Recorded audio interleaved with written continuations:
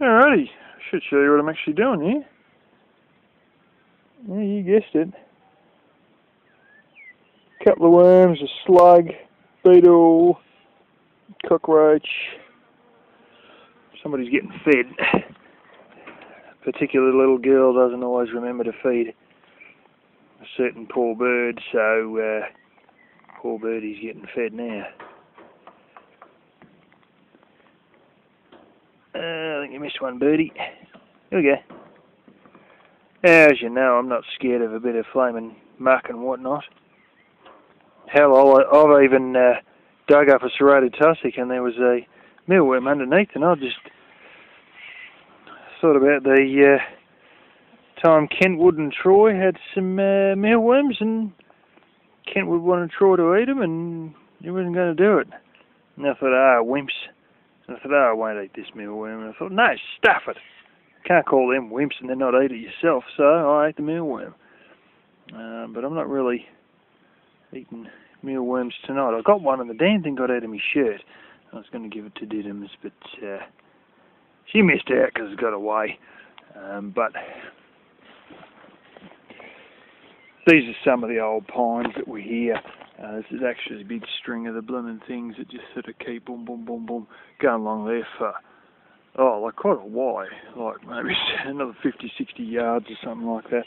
And I've been just walking around, kicking the sides off this by caving them in, you know. And then you get yourself a good stick, which I had here we go, like a bit of weatherboard or some, I think it's a bit of hardwood actually. And as you reveal them and you see them running, you just boom and bang, get them. And then I sit them on the top there and take them over to the chook. One thing you do want to miss is centipedes. If they bite you, they've got something that actually encourages infection in the wound where they bite you. Just don't bother with them. I had a bush cockroach that was running around here, and he's gone from flipping up here, and I kept breaking off, he kept running around.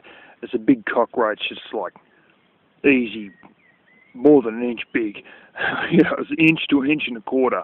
And I was trying to get that, and I kept going like that, and I kept blooming missing, and kept running around under all the rotten stuff. But we've got a real good run of slugs out of this one, particularly in a pocket in the other side.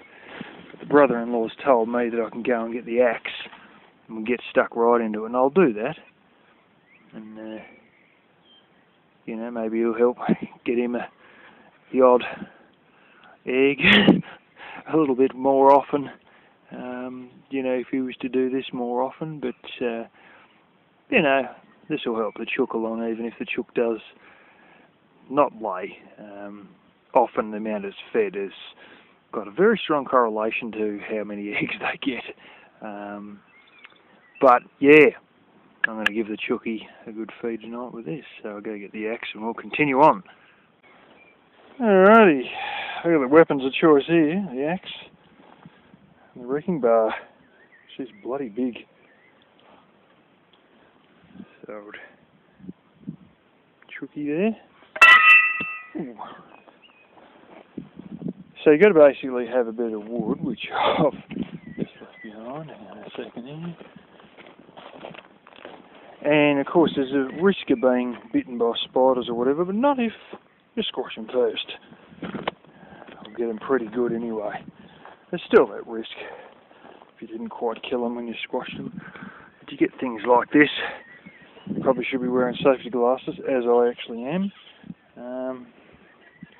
Yeah, she's a bit loose. Watch.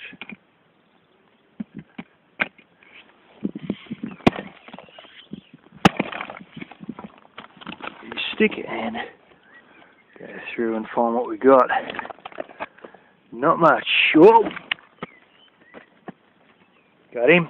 Got him. This is one of the beauties I was telling you about.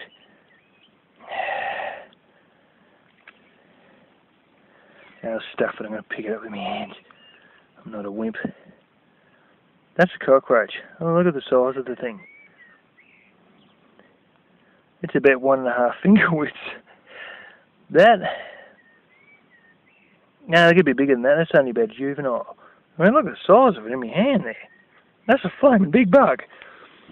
And come over to Diddums here. Here we watch this. Boom, straight onto it. Straight into it. I think she's got to eat it as two halves now. A bit too big. She'll have fun with that for a second. We'll go back. Man the axe. Let's see what else we can do. Actually, probably should just swirl. Here we go. Yeah. Worm. So we got. Usually it's a lot more flaky than this, whereas this is almost powdery. Doesn't mean you can't get good earthworms in the middle of all this too. Yeah.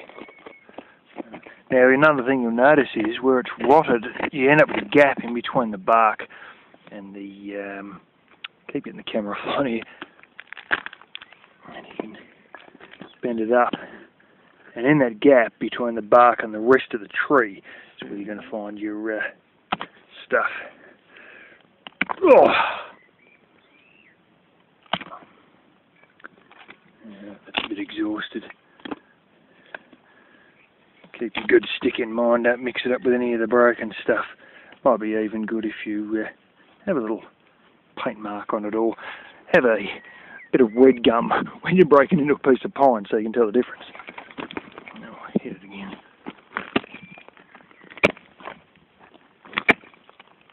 Oh, yeah, there we go. Straight in there before they get out. If there's any centipedes, let them run off. Hasn't been too good, this one. These are a lot more flaky. See, yeah, here we go. The wood sort of rotted a bit better up here.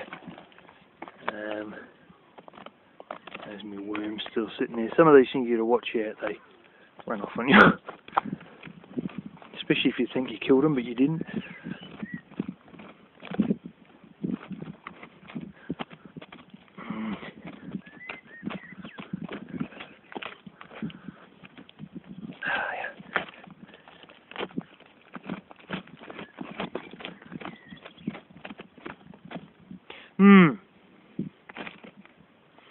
Yeah, I might try another one. I'll give this a chook and I'll show you another one. This is still the same one here. It's just a bit further around, and this is what I'm talking about here, where your actual wood itself, not your bark, but your wood is breaking up. And you find the real good stuff in this, because they dig little holes and make all these little pockets in it. So, see what we can get out. This one hasn't been as good as the last one. The last one was oozing and blooming slugs and worms and everything. Of course, it's dependent on the decay of the actual tree in question. Your subject tree. So I'll give this a thump.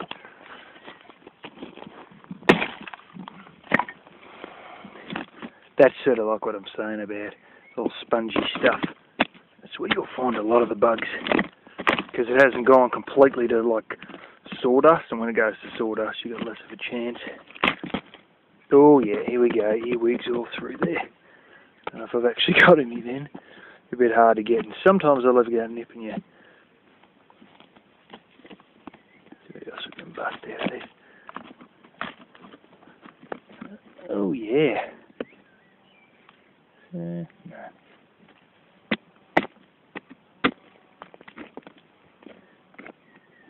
Maybe that this one's actually a little bit too old. But if it's too old, you still... Oh, got him. Another one. There we go. Kill him properly here.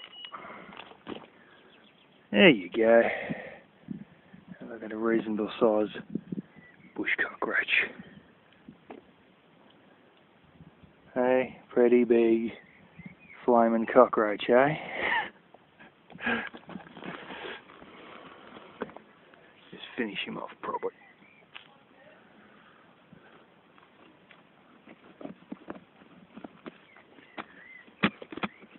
Give this a bit of a...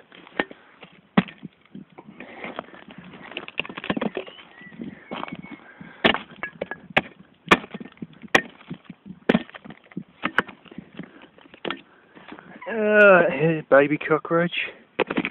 Yeah.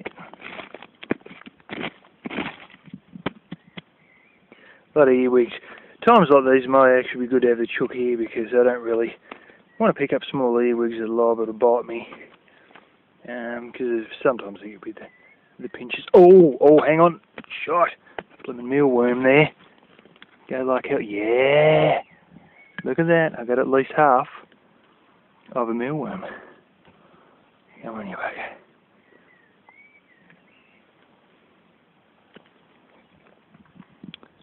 And these are the mealworms, or one end of it.